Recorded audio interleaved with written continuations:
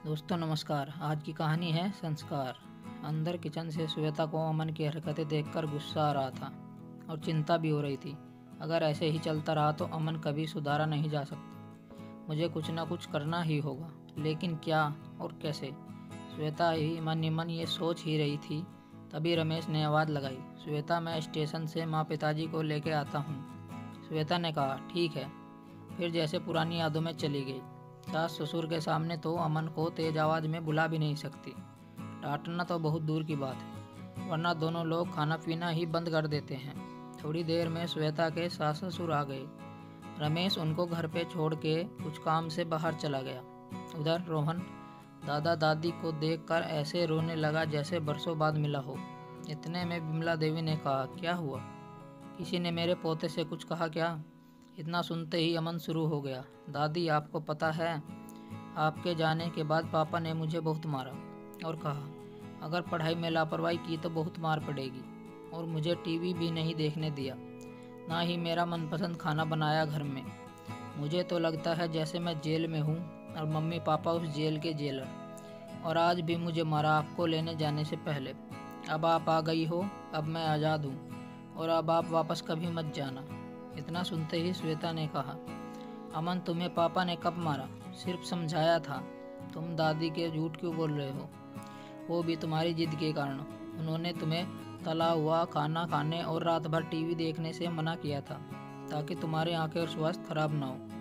श्वेता ने अपनी सास को चाय देते हुए कहा। श्वेता का जवाब सुनकर बिमला जी ने कहा, हाँ अब बच्चे को झूठा साबित कर दो, तुम्हारा तो यही काम रह गया। सबके बीच झगड़े लगाती हो, बस भड़का दिया होगा, ऐसे ही रमेश को कह दिया होगा कि पढ़ता नहीं है, बर्गर खाता है। मर्द जात को गुस्सा तो आएगा ही, बाहर के काम करो और घर आकर शिकायतें सुनो तो बच्चे को तो मारेगा ही, कमज़ोर होते हो। लगा दिया बाप बेटे में झगड़ा और खुद महान बन गई। 1 महीने बाहर क्या गई, तुमको आज़ादी मिल गई तो तुमने जो सोचा होगा सास आए ही ना। जा बेटा अमन, तू टीवी देख ले, मैं भी देखूं कौन क्या करता है। मुंह पे हाथ रख के अमन हंस रहा था। गुस्से का घूंट पी के श्वेता वहाँ से किचन में चली गई। तभी बिमला जी ने आवाज़ दी, आज रोहन के लिए समोसे बना दो। श्वेता का मन अमन को 2 थप्पड़ लगाने का हो रहा था, पर सास और ससुर के गुस्से के कारण थोड़ा डर रही थी। अगले दिन श्वेता ने अमन से कहा, अब टीवी बंद करके चलो पढ़ाई करो, अगले महीने से पेपर हैं तुम्हारे, और तुमने अभी तक कोई तैयारी नहीं की। दादी देखो ना, मेरा सिर दुख रहा है, मम्मी मुझे पढ़ने के लिए कह रही है। हाय मेरा बच्चा, आजा मैं सिर दबा देती हूँ तेरा, लेकिन बेटा थोड़ा पढ़ाई पर भी ध्यान दिया कर। जी दादी देता तो हूँ, आपका संस्कार चैनल लगा दूँ। हाय मेरा पोता कितना प्यारा है, दादी का कितना ख्याल रखता है, जा लगा दे। श्वेता मन मार के रह जाती। एग्ज़ाम हुए और अमन के नंबर उनमें बहुत कम थे। क्लास टीचर ने अमन को बुलाया और उसकी बदतमीजी के बारे में घर वालों को बताया। रमेश श्वेता ने कहा, अब डांट डपट से काम नहीं चलेगा, वापस वो मम्मी और पापा जी के पास जाकर वही काम करेगा।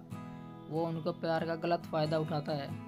उसे पता है हम माँ बाबू जी की बात कभी नहीं टालेंगे और वो लोग फिर से हम पर गुस्सा करेंगे।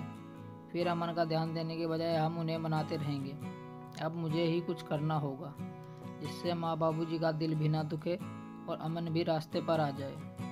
जैसा तुम्हें ठीक लगे, बस माँ पिताजी का ध्यान रखना, उन्हें कोई तकलीफ नहीं होनी चाहिए। अगले दिन श्वेता सीढ़ियों से गिर गई।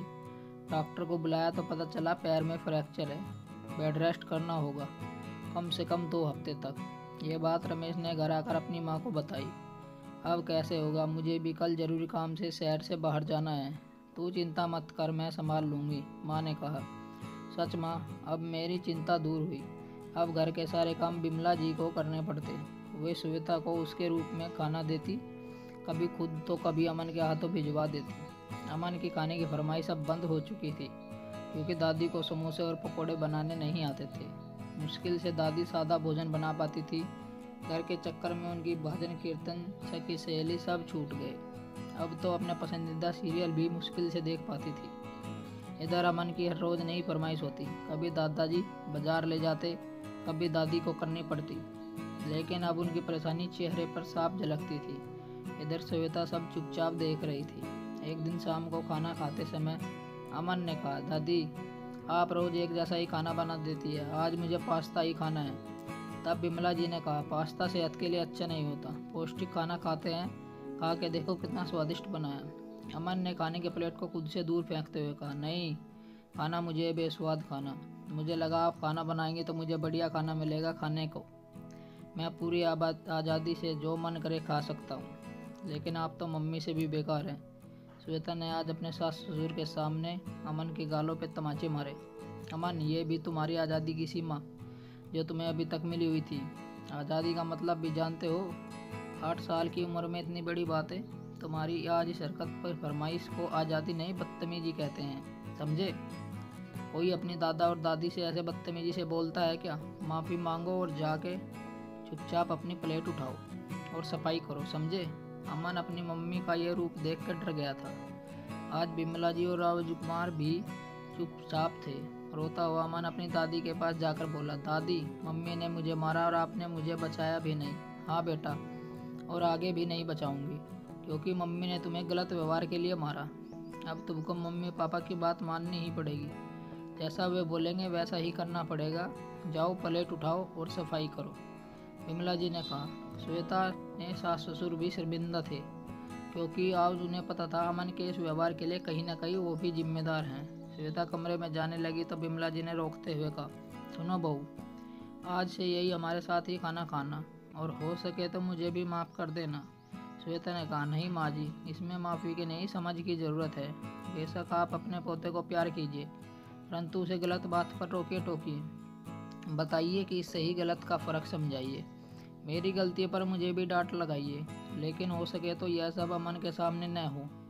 उसको पता चलना चाहिए कि गलती किसकी भी हो बर्दाश्त नहीं की जाएगी, और ना ही गलतियों पर उसकी तरफदारी की जाएगी। उसको आज़ादी का सही मतलब बताइए। बड़ों की इज्जत करेगा तभी समाज हमारे संस्कारों पर उंगली नहीं उठाएगा। बस मैं उतना ही चाहता हूँ। सही कह रहे हो बहू। अमन ने अपनी दादी को माफ़ी मांगते हुए देखा तो अपनी गलती का एहसास हुआ। अमन ने मम्मी के पास जाकर कहा, मम्मी मुझे माफ़ कर दो, देखो मैंने प्लेट भी उठा दी और सफाई भी कर दी। तभी पीछे से रमेश भी आ गए। श्वेता ने अमन को गले लगाकर कहा, कोई बात नहीं बेटा, लेकिन आगे से ऐसा कभी नहीं होना चाहिए, पक्का प्रॉमिस माँ। अमन ने कहा, चलो दादा दादी से माफ़ी मांगो जल्दी। सॉरी दादी। तभी रामकुमार जी ने कहा, अच्छा चलो अब सब खाना खाते हैं, नहीं तो ठंडा हो जाएगा। तभी रमेश ने श्वेता के कान में धीरे से कहा, अच्छा हुआ सच पता नहीं चला तुम्हारा, वरना अभी अनशन शुरू हो जाता। अंत भला तो सब भला। वो गाना सुना है ना, चलती का नाम गाड़ी। तभी विमला जी ने आवाज़ आई, अरे बहू जल्दी आओ दोनों, खाना ठंडा हो जाएगा। कब से खड़ी हो, डॉक्टर ने आराम करने को बोला है। जी माँ जी आई, कहते हुए रमेश और श्वेता खाना खाने बैठ गए। दोस्तों, बहुत से संयुक्त परिवार में बच्चों की ये दिक्कत रहती है, वो परिवार के प्यार का गलत फ़ायदा उठाते हैं और गलत आदतें सीख जाते हैं। झूठ बोलकर सबका ध्यान अपनी तरफ रखना चाहते हैं। बच्चों को प्यार करें, परंतु अनुशासित जीवन जीना सिखाए, जिससे वो बड़ों का आदर करना और सम्मान करना भी सीखें। दोस्तों, आपको कहानी कैसी लगी? अगर अच्छी लगी हो तो वीडियो को लाइक करो और चैनल को सब्सक्राइब करो। धन्यवाद। मिलते हैं आपसे एक और नई वीडियो के साथ।